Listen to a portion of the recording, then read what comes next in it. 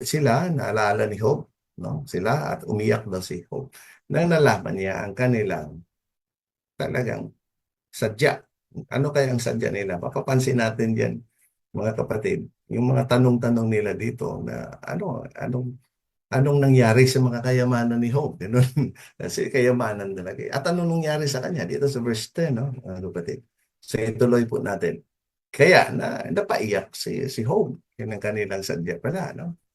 And I threw earth upon my head, and while shaking my head, I revealed to them that I was Job. So, linagyan ni Hope, no? Parang naligo siya ano, ng dust, no? Yung lupa ang kaniyang ulo at patalabang ipinaalam ni Hope na siya talaga si Hope sa kanya, yung naghahanap sa kanya. And when they saw me shake my head, they throw themselves down upon the ground, all overcome with emotion. Nung nalaman nila na talaga si Hope ngayon, talagang nalungkot sila. Ano? They throw themselves down. Oh, nagpatira pa sila, hindi nagtira pa magsambo. Para bang naano sila ba, na-touch sila sa nakita nila. Hindi sila makapaniwala sa nangyari sa kay Hope. So parang they throw themselves upon the ground. And then, and while their hosts were standing around, I saw the three kings lie upon the ground for 3 hours, like dead. So, sila naman ay dahil nga sa kanilang pagsimpatiya kay Job, no? Nalulungkot sila. Itong 3 hari na ito ay humiga din sa lupa ng 3 oras na parang patay. Ganon. Okay, dito naman sa verse 18, mga kapatid. Then they rose and said to each other, we cannot believe that this is Jubal. So ano na sila, tumayo na sila, nag-usap-usap sila. Kung makapaniwala na ito talaga si Jubal. And then verse 19, and finally, after they had for 7 days inquired after everything concerning me and searched for my flocks and other possession. They said, so, tanong pa din sila, no? Hinahanap nila ang kanyang mga possession, yung kanyang mga ari-arian. Sabi niya, we do not know how many goods were sent by him to the cities and the villages around, about to be given to the poor, aside from all that was given away by him within his own house. Okay, so dahil nga yun ang ninanais nila nung nangyari, saan na ngayon ang kayamanan? And then, hindi daw nila mabilang, hindi nila alam kung paano yung mga karamihang mga ari-arian na yan na ipadala doon sa mga villages, sa mga nangangailangan upang bigyan ng tulong o maibahagi doon ang mga ari-arian ni Hope sa mga mahihirap. How could he have fallen into such a state of perdition and misery? So talagang yung kinikilala nilang kabaitan ni Hope, yung kanyang generosity, tulungan ng mga mahihirap, hindi nila maisip, no? Bakit yun ang nangyari sa buhay ni Hope? So dito sa verse 21, and after 7 days, Elihu said to the kings, come, let us step near and examine him accurately, whether he truly is Jubal or not. Hindi ka sila makapaniwala sa nakikita nila. Kaya sabi naman ni Elihu, lapit tayo sa kanya. At kilalanin natin kung talagang si Job ba ito. Okay. Dito naman sa verse 22, and they being not half a mile stadium distance from his malodorous body, they rose and stepped near, carrying perfumes in their hands, while their soldiers went with them and threw fragrant incense around about them so that they could come near me. So ito nang ginawa, lalapit sila kay Job. Siguro talagang napaka-iba ang amoy ni Job dahil nga sa kanyang sitwasyon, sa kanyang sakit na natamo.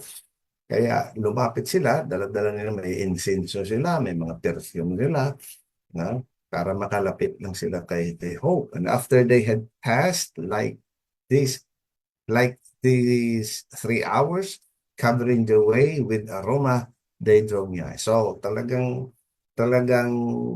nailagay na nila yung mga perfume, yung mga incense, ng mga 3 oras na pwede na nilang lapitan. Siguro kaya na nila ang amoy, hindi na masyadong mabaho. So lumapit na sila kay Hope.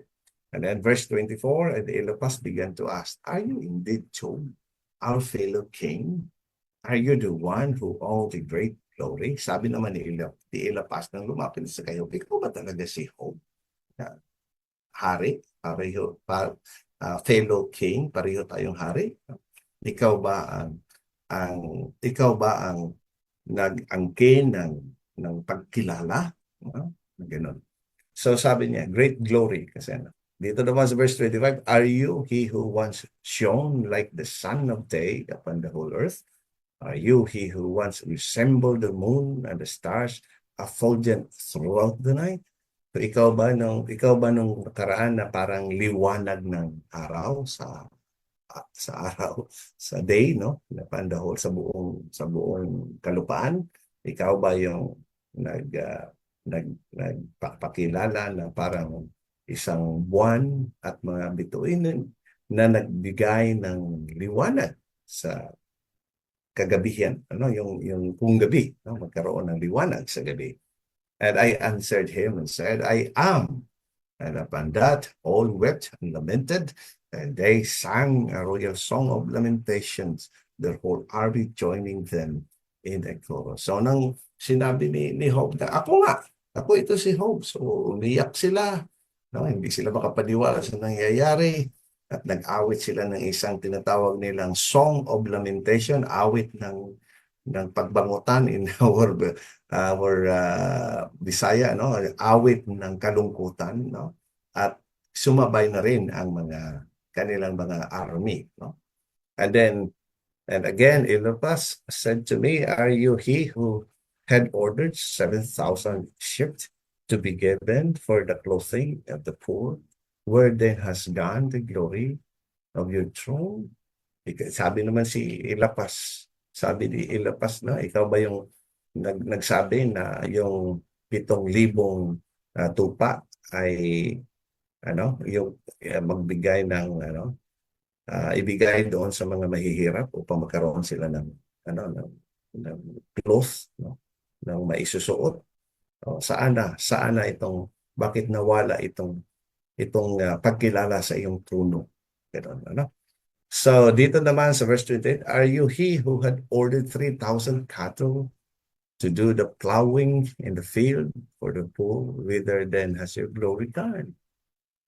Ikaw ba yung nagbigay di ba? Ikaw yung nagbigay ng 3,000 mga kalabaw, o sabihin nating cow, no? Upang mag-araro doon sa field para sa mga mahihirap. O saan na yung mga pagkilala na ganun sa iyo? Nawala na ba yun? "Are you he who had golden couches, and now you sit upon a dunghill?" Ikaw yung nakaupo dati sa gintong upuan. Ngayon, ikaw ay nakaupo na dito sa maruming lugar. Saan na yung pagkilala sa iyo? Ganon. Yung kanyang karanyaan, yung kanyang glory, saan na yun? "Are you he who had 60 tables set for the poor? Are you he who had censers for fine perfume made of precious stones?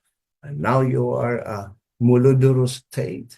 Where then has your glory gone?" So, ganun, patuloy din, kagaya sa nabanggit ng asawa ni Job, ng ibang narinig niya, kagaya din dito sa verse 30, na siyang dinidescribe kung gaano kayaman ito si Job. Meron siyang 6 na tables, 6 na mga lamesa para sa mga mahihirap.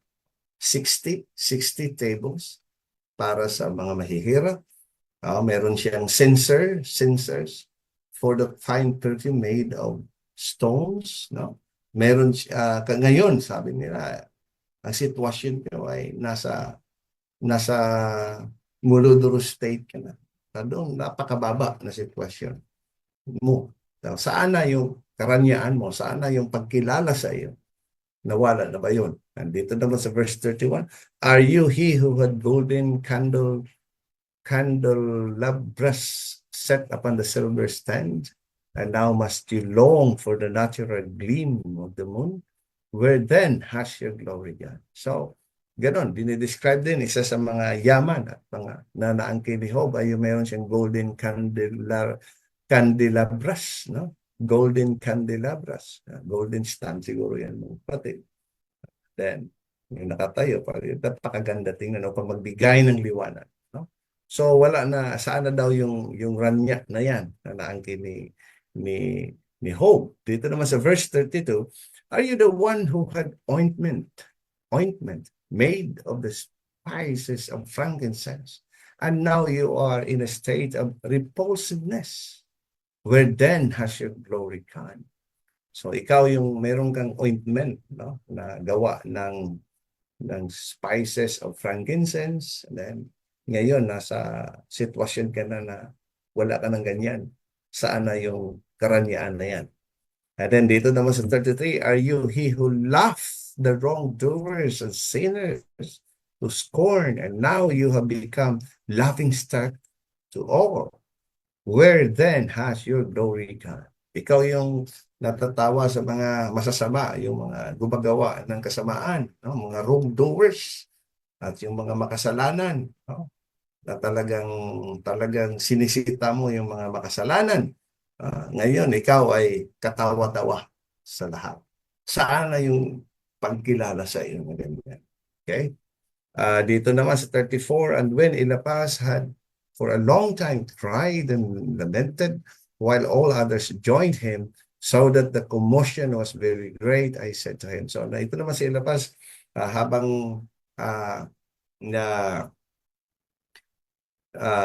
nasabi na niya, nakaiyak na siya sa kanyang parang hindi siya makapaniwala sa nangyayari sa sitwasyon na yan.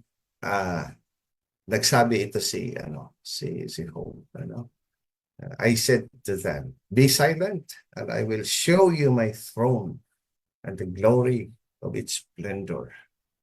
Sabi naman ni Job, okay, makinig kayo. Sabi niya, ipakita ko sa inyo ang aking trono at ang glory at ang kanyang karanyaan.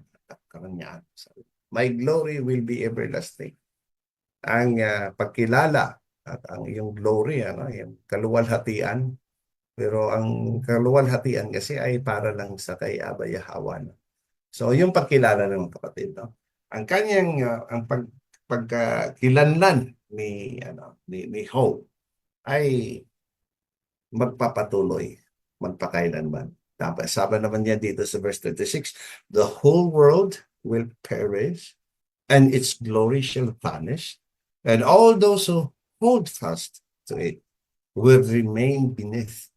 But my throne is in the upper world, and its glory and splendor will be to the right of the Savior in the heavens. So, yun, talaga ipinapaliwanag na ang karanyaan ng mundo, ang kayamanan ng mundo ay mawalang bisa. No? At ang lahat na nanatili doon, nagbigay ng pagpapahalaga doon, ay mananatiling nasa ilalim. Ngunit ang trono, ang kanyang trono, sabi ni Job, ay nasa taas ng mundong ito. At ang kanyang karanyaan ay kilalanin, nandoon lamang sa kanyang tagapagligtas, Yahweh. Kailangan mag-guide tayo, ma-align tayo. Ito sa verse 37, my throne exists in the life of the holy ones, and its glory in the imperishable world. So, kanyang trono ay mananatili sa buhay ng mga banal, at ang kanyang karanyaan ay